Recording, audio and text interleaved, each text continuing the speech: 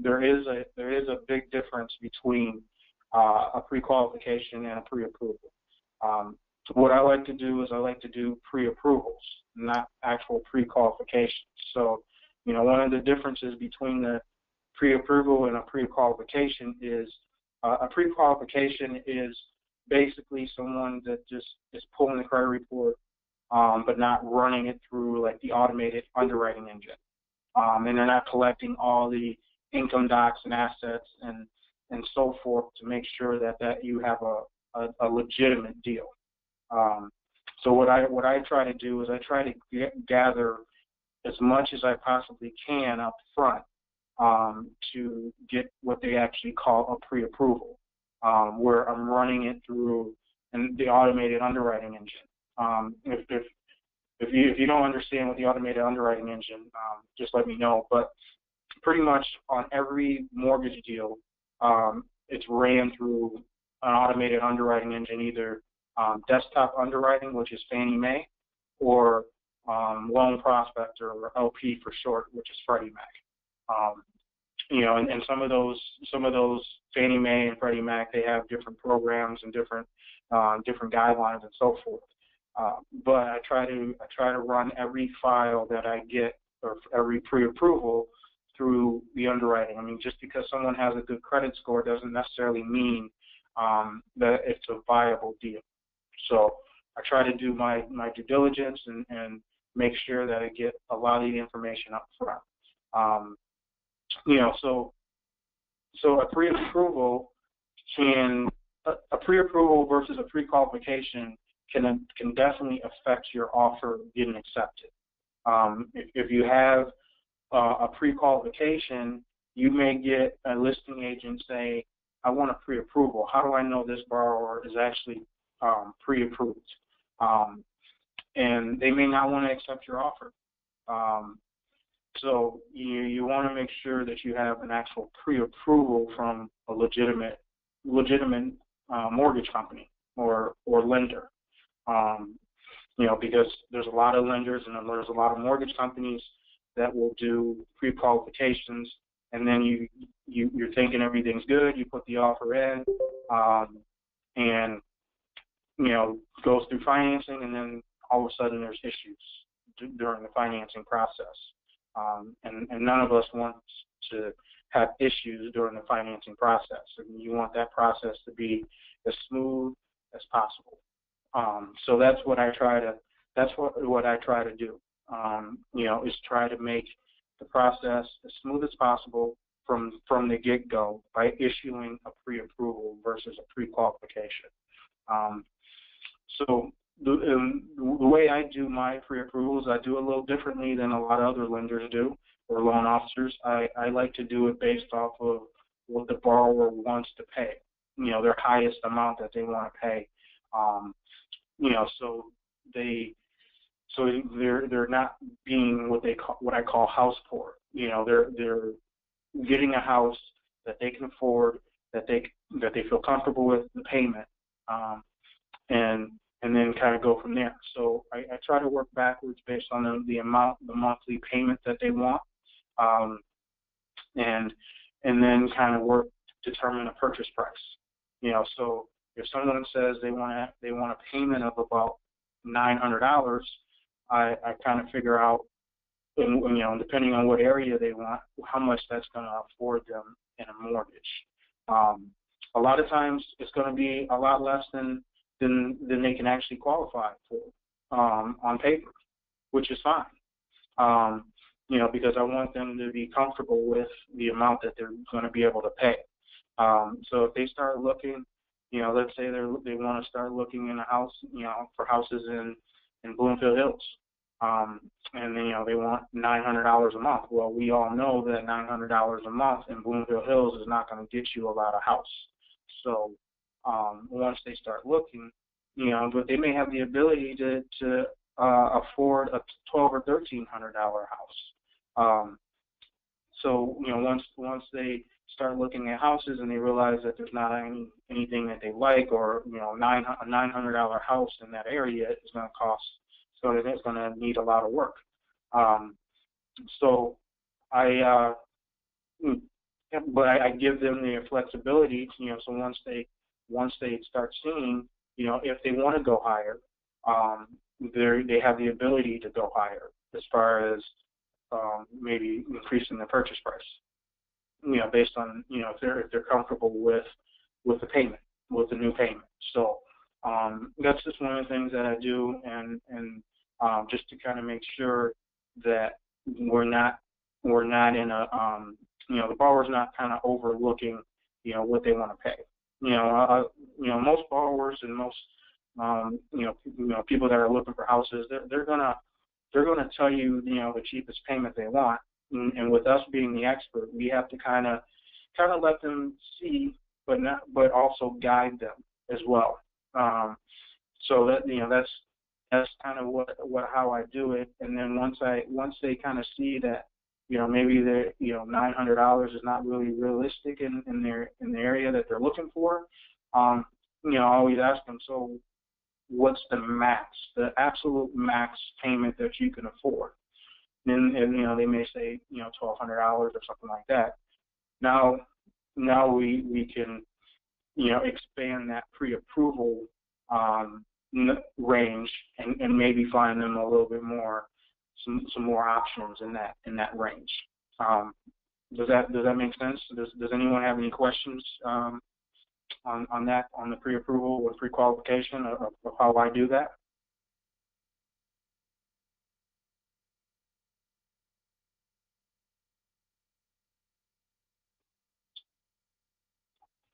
I can't hear you, Erica.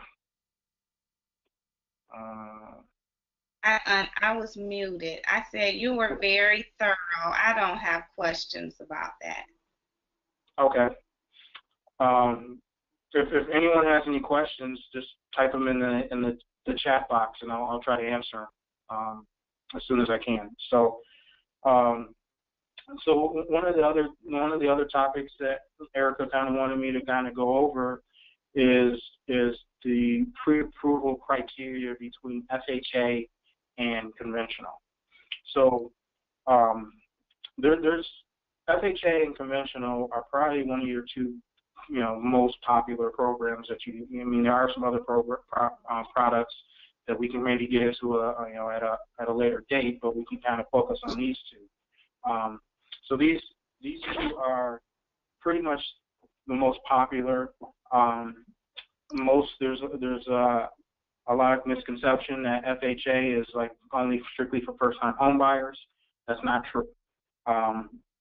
FHA versus conventional mortgage, depending on the borrower's circumstance, one may be better than the other.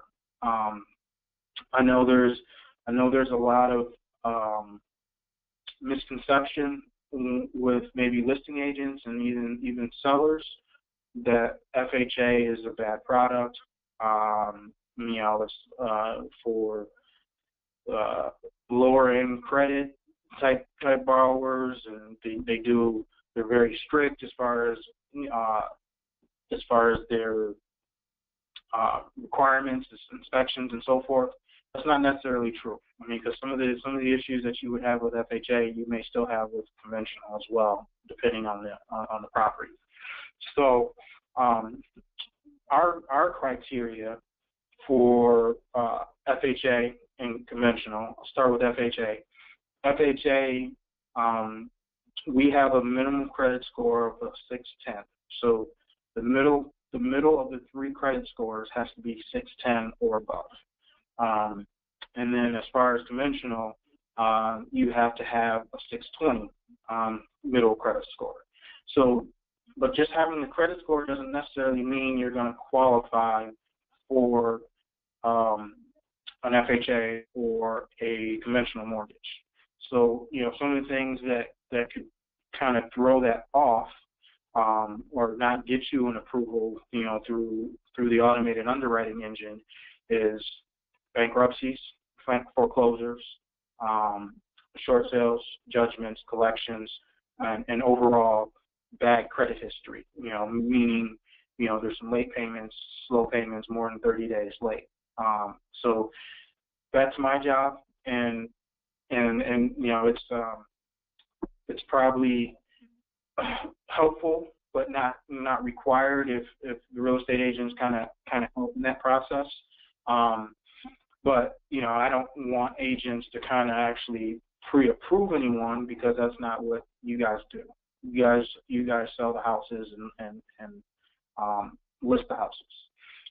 But if you have a general idea of kind of what credit scores are and credit, if they've had bankruptcies in the past, between FHA, you could get approved for a mortgage if you had a bankruptcy more than 2 years ago, meaning it's been discharged. So in conventional is 4 years to be approved, for a mortgage with a bankruptcy. Foreclosures, it's 3 years for FHA, 7 years for conventional.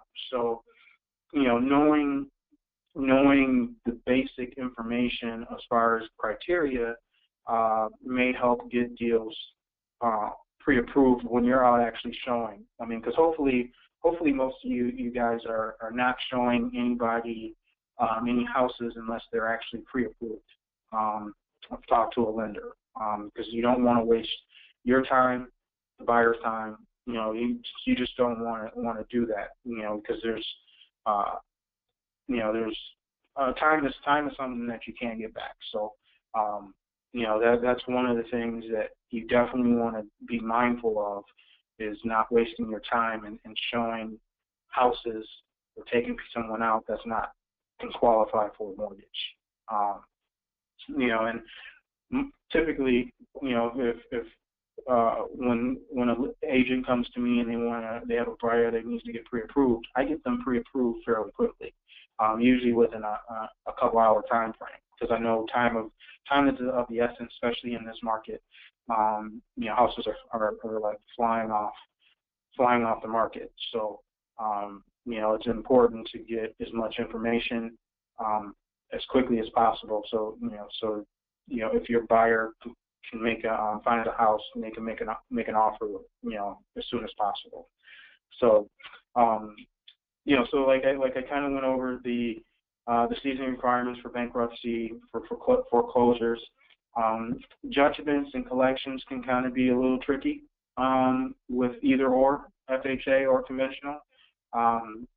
With FHA, there is about $1,000 minimum, or that they would want to be paid off of its collection.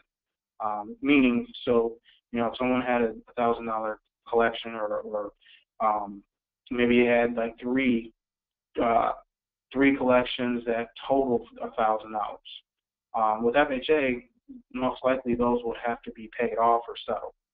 Conventional, it just really depends on the strength of the deal and how much money they have as far as assets, and how much they're putting down as a down payment, whether that would need to be paid off. But FHA, most likely, if it's more than $1,000, it would probably need to be paid off or settled before you close.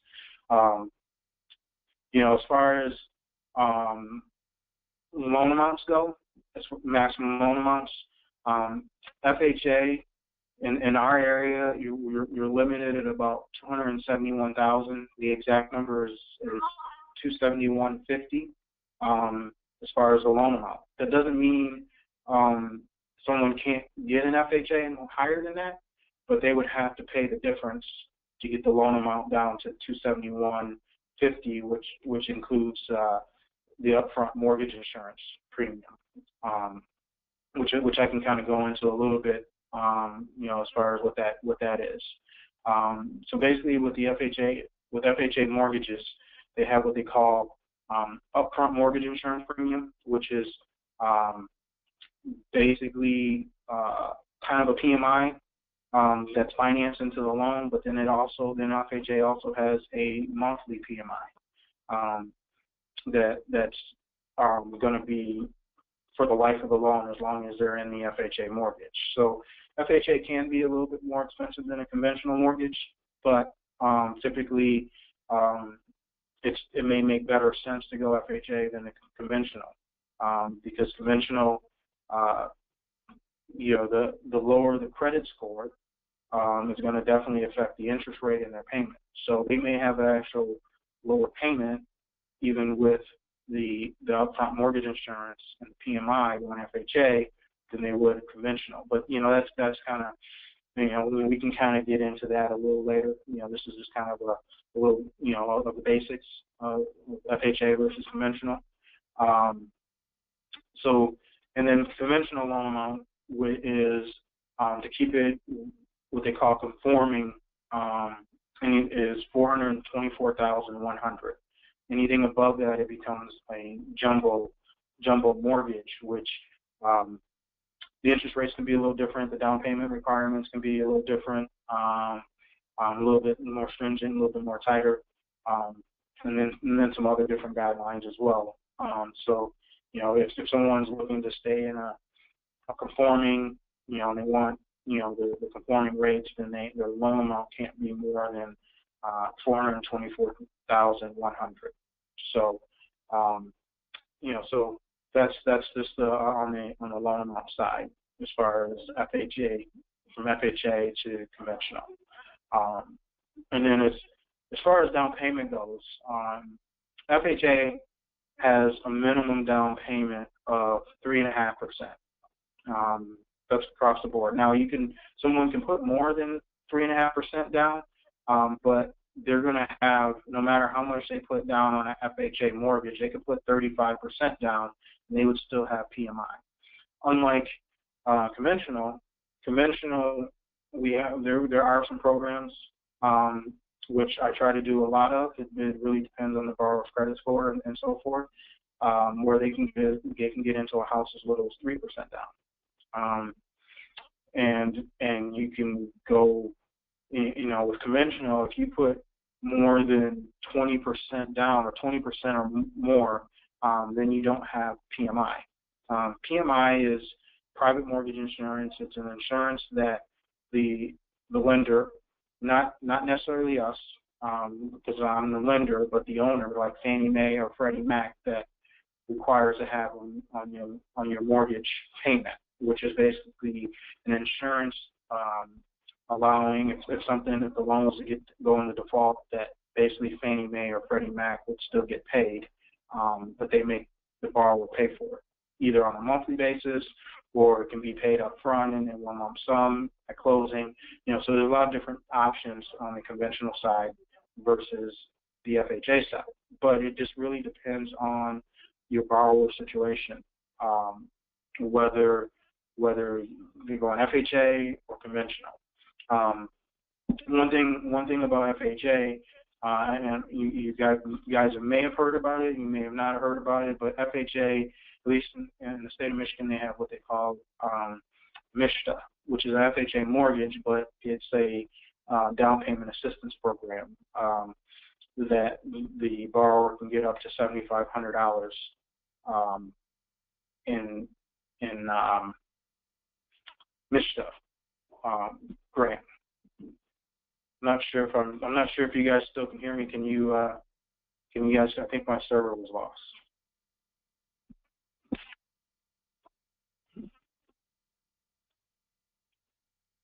Chris, can you guys hear me? Yes, we can definitely hear you. I hear you clearly. Okay. There was this something that came on my screen that said join the conference call, so I just wanted to make sure you guys could still hear me. Okay, now your video disappeared. I can't see you anymore. All right.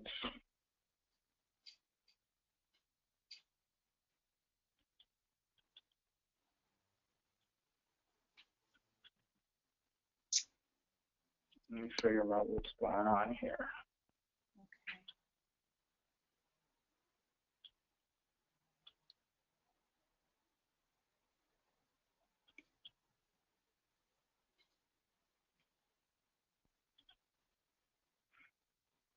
Can you see me? You still can't see me? No, I can't see you, but you can continue talking. Maybe it'll pop back on soon. Yeah, I think something's going on with my our wireless here at the office, but I'll just continue. And as long as you guys can hear me, that's the most important part.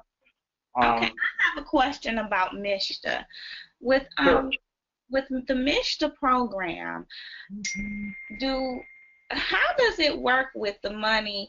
Does MISTA have to be paid back when a person sells their home? Yes. So, it's a prorated amount based on the years that they've been in the house. It used to be for MISTA that if you were in the house for at least 7 years, then you didn't have to pay it back. But MISTA recently changed that where it doesn't matter how long you're in the house, that you would have to pay that amount back, whatever you get as far as a down payment assistance program for MISTA. So with us, MISTA is more for a lower income. That's what it was really created for. And to be quite honest, we as the lender don't make much money on MISTA, because there's not a lot of fees that can be charged. So I typically use it as maybe like a last resort. And then we also have an overlay with MISTA for MISTA loans where we're going to require a 660 credit score, where the actual MISTA program requires like a 640. We just want to make extra careful with those programs, because MISTA, you only have to have 1% of the transaction. And then there's not a lot that we can charge on those files. So, but hopefully that answered your question about the repayment of MISTA. Yes, definitely. Thank you. No problem. So I'll kind of continue where I left off. So basically the differences between FHA and conventional, one is the cost. Typically FHA is probably a little bit more expensive. You're going to have, with FHA, you're going to have PMI for the life of the loan. Unlike conventional, once you reach 20% equity, that PMI can fall off with the approval of the lender. And there will have to be an appraisal that will be needed to get rid of the PMI.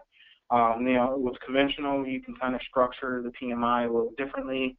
Like I was mentioning before, you can pay it up front, you can have it monthly, you can kind of split it between upfront and monthly, where FHA, it's upfront, it's financed upfront, and then you also have a monthly PMI as well, which stays for the life of the loan. So are there any questions on the FHA versus conventional? Which I'll just type them in the chat box. So getting to kind of the main topic of your meeting is how to close deals quickly.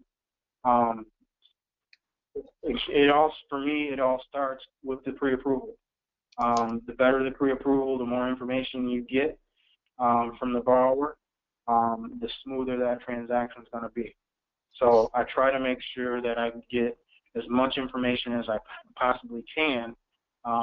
You almost have to think like an underwriter before I submit the file. So like once I issue a pre-approval and they've already found a house, I try to get as much as I possibly can from that borrower, as far as income, assets.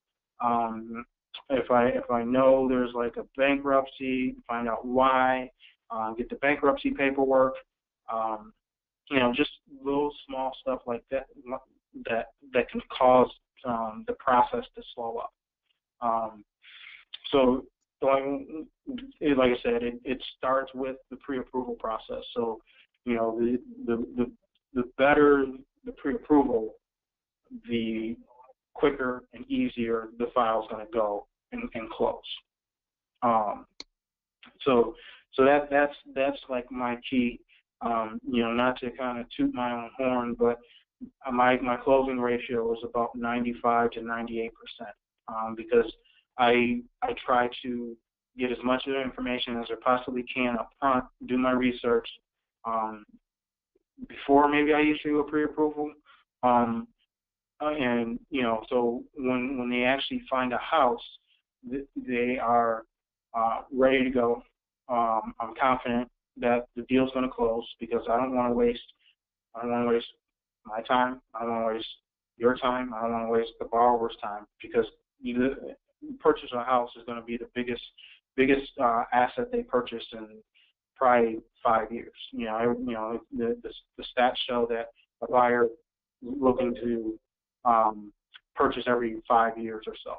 So, so we want to make sure that we're taking care of them and we're getting all the information, because the worst thing you can do to a buyer is tell them they're good to go, and then when you put it through the underwriting process, there's things that come up and that you can't fix, that then they can't get the deal or they're not approved, and now you got an upset buyer that can't get the house, and you also lost out on some commissions that you worked hard for, but you're not going to get anymore. So, so that like I said, I just lost you guys. Can you still hear me?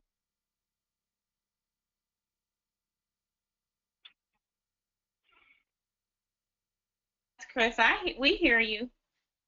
Okay, I just lost the go-to training. So. Oh, really? Yeah. Yeah. But I don't know if that's about a minute ago, I asked the attendees if they could hear you, and it seems that everyone can still hear you. Okay. I can't see myself, or so I'm gonna try to log back in, but I'm gonna continue talking. Okay. As long as you guys can hear me. So like I was saying, getting all the information up front is key, and you as real estate agents can actually help in that process, because most buyers, they trust their real estate agent more than they trust the mortgage lender. So by if I need something, if I for some reason I didn't get everything up front, and and that happens, and because the underwriter may want some additional items that I didn't think of, which is normal. We typically call that conditional approval anyway. So, but if I ask the borrower for something and they're kind of giving me a hard time, they trust the agents more so than me. Where if they come back and say, yeah, Chris is asking for me for this again, where you guys can help the process is, well, just get it to him. Obviously he needs it for a reason. Versus picking sides. Because we're all in this together. The main objective is to get that buyer into that house as quickly as possible, because the mortgage process is not fun. I mean, the way it's been over the last several years with the market crashing and so forth, it's gone from really loose to really tight. Now it's kind of coming back towards the middle as far as some of the guidelines. So it's not fun. And a lot of times I tell borrowers that you may hate me, you may not like me during the process, but we're going to get you in this house, because this is going to be a stressful process. It's probably going to be one of the most stressful things you do in a while. But I'm going to try to limit that stress as much as I possibly can, and I just need you to get me what I ask for in a timely fashion. So usually I usually try to set that expectation up front. So when I do have to come back with them, they already know. I already told them that this is going to, this is how it's probably going to go. So that's kind of, one of the key things is, like I said, getting starts with the pre-approval, collecting all the information, and then you guys can help by making sure the borrower's getting that information to me in a timely fashion. And then, the last thing, to getting deals closed without any headaches is communication. Communication, communication, communication. I try to make sure that all parties are knows what's going on. I mean, I actually do weekly status checks with both agents and the borrower. I do a status check every week with the borrower if there's anything that I need, just to kind of let them know. But I always want to keep the lines of communication open. Just to make sure that if there are any hiccups, which there could be some hiccups that we may run into, that we figure out a way to make it work, and keep the deal on track.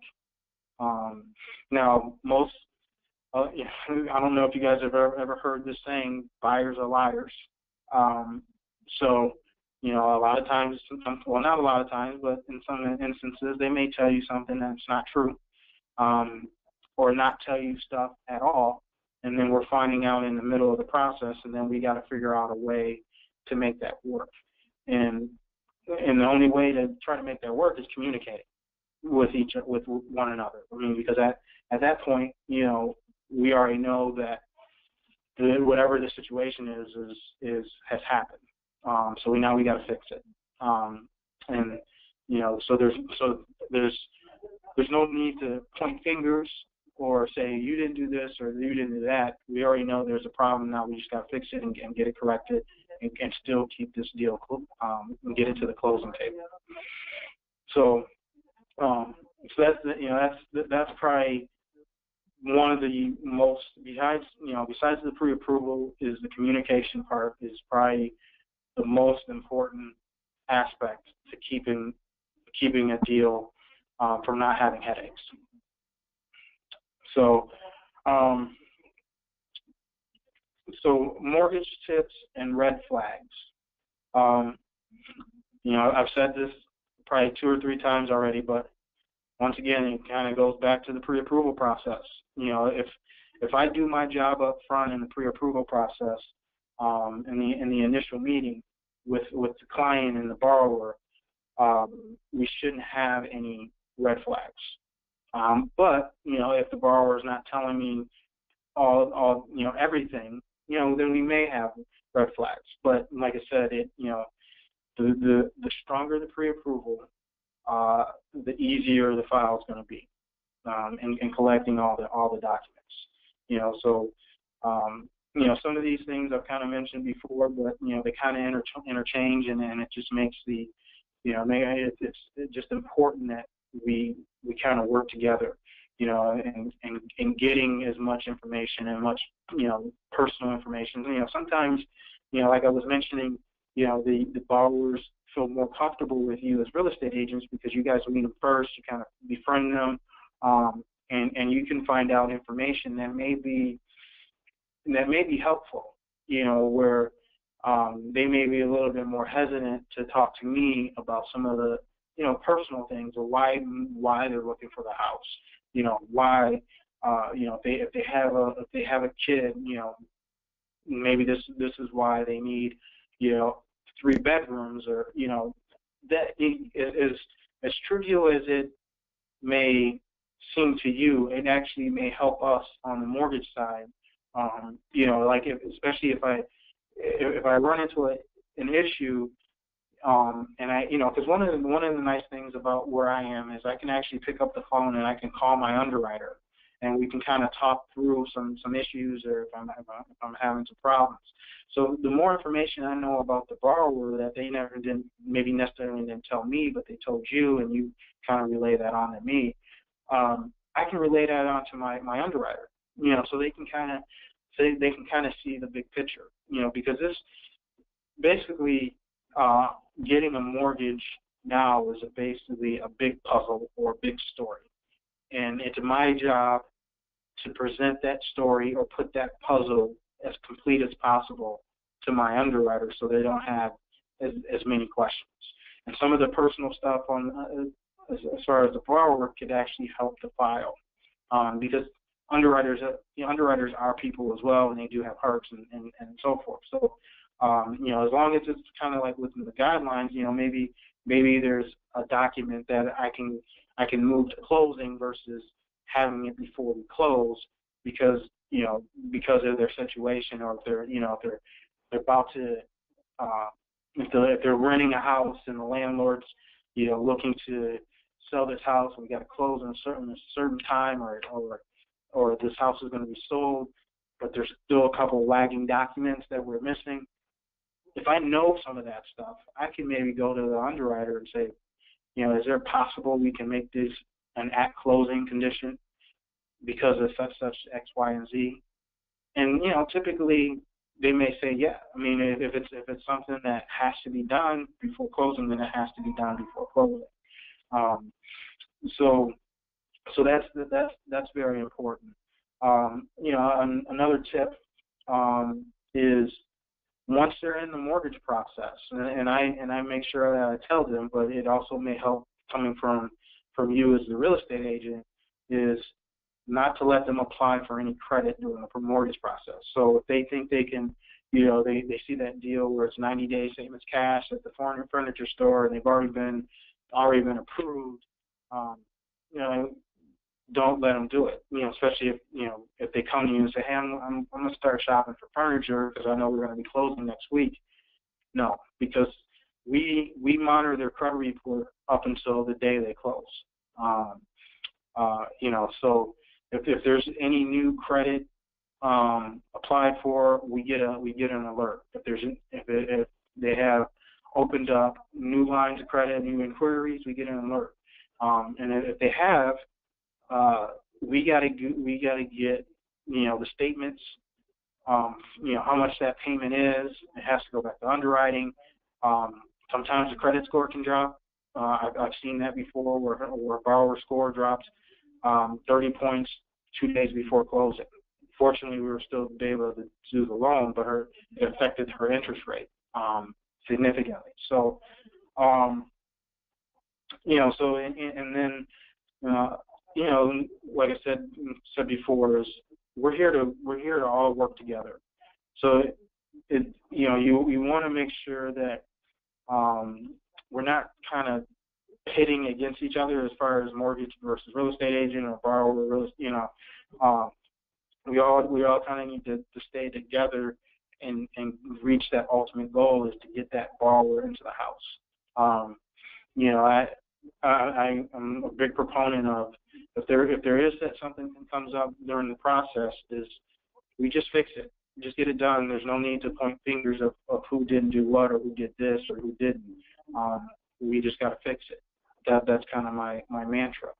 And then as far as like the pre-approval is, making sure when you guys are out looking at some of these houses, that you're keeping the buyer in that range, so that pre-approval range. So what I mean by that is, if I pre-approve one of your clients for $150,000, don't let them look at $160,000 or $170,000 houses thinking that they could talk the seller down to $150,000, because that just in this market, that's not going to work.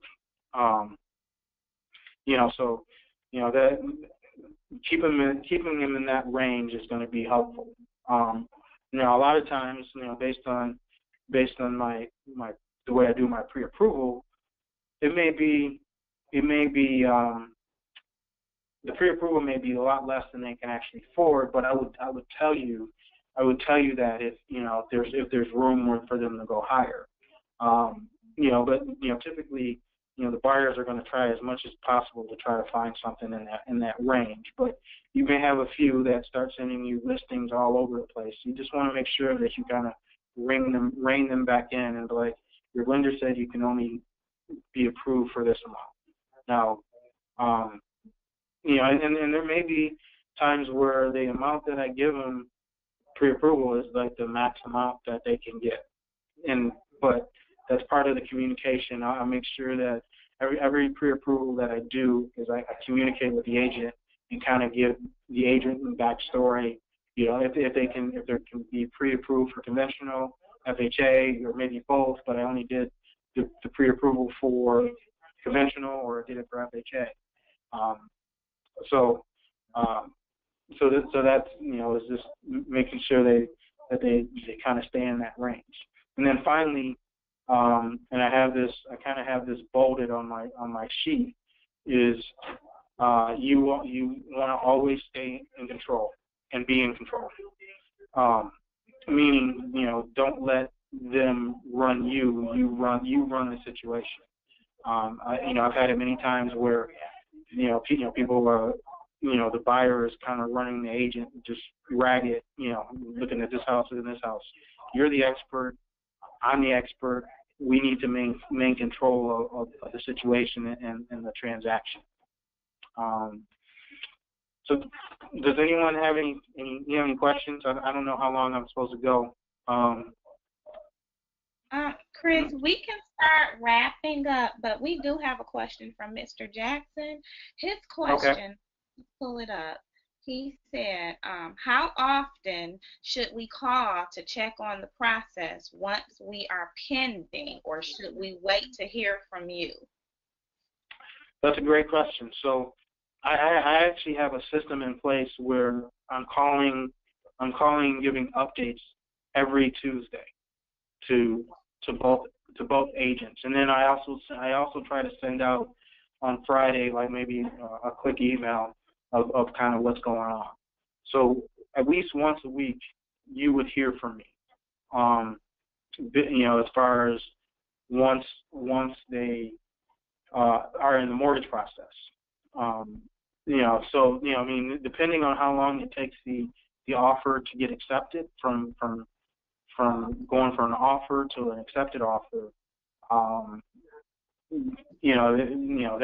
that part, we kind of stay in communication, as far as that. But once it's in the mortgage process, you hear from me at least once a week, maybe twice.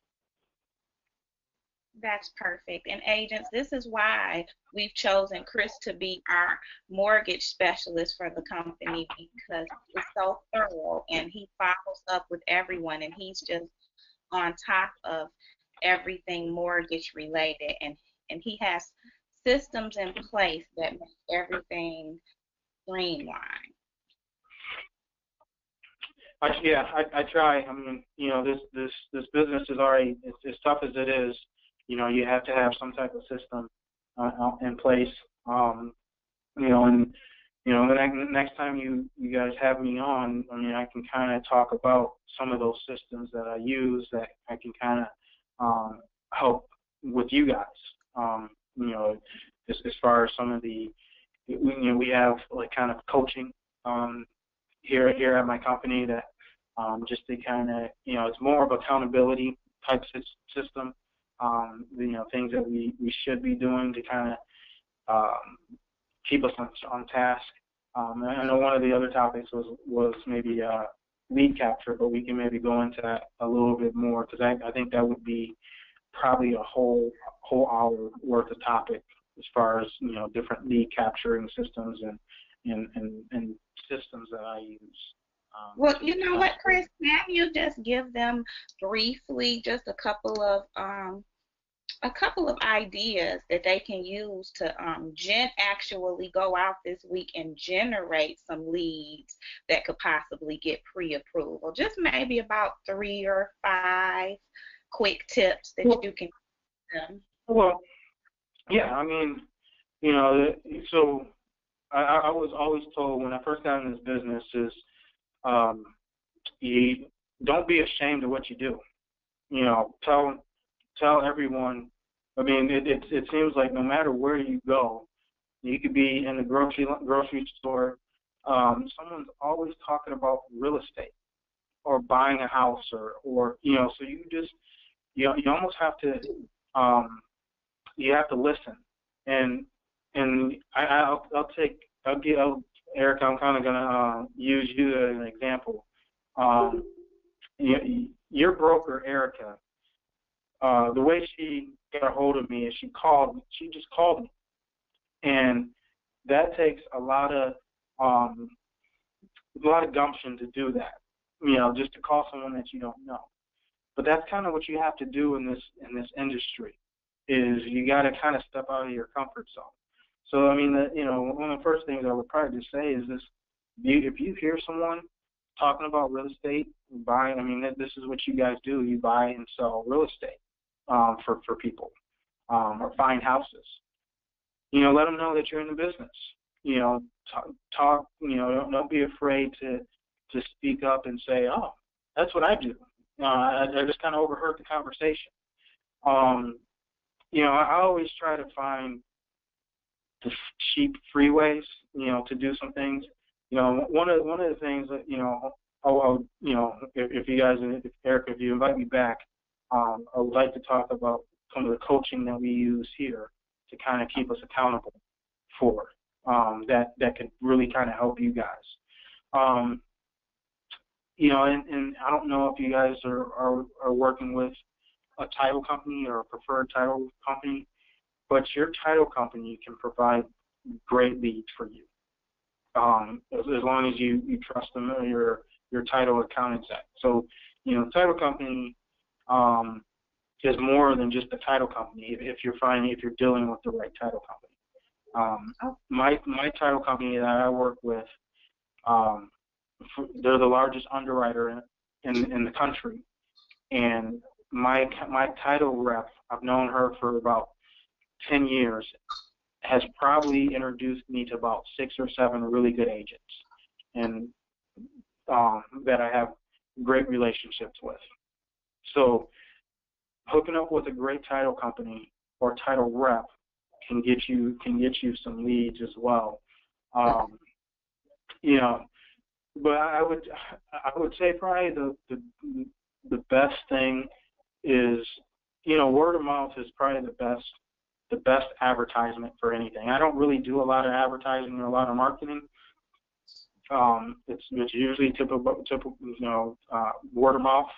I do work with some real estate agents, but I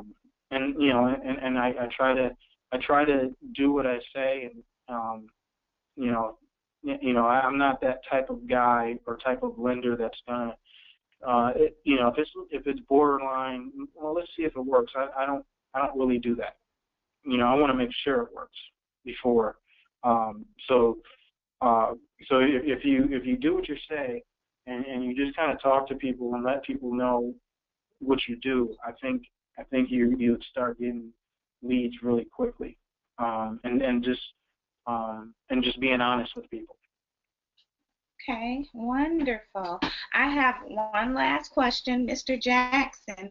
He wants to know, what is the lowest loan amount that you typically do?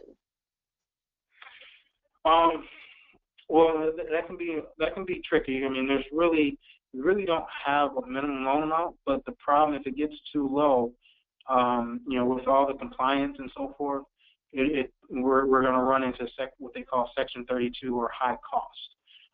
So the lowest loan amount I've done without it really experiencing the Section 32 was probably about $35,000. Anything less than that, it's going to be difficult to get that done because of all the other fees, and it's going to be considered a high cost mortgage, and there's not a lot of lenders that are doing high cost mortgages. I mean, if you're looking at like $10,000-$15,000, it'd probably be easier if they get like a home equity line or pay cash for that type, that small mortgage.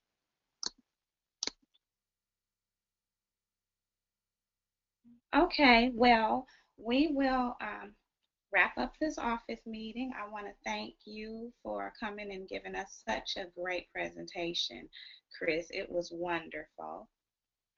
No problem. Anytime. And what I'll do is I'll send you some information, because I was planning on having some visuals.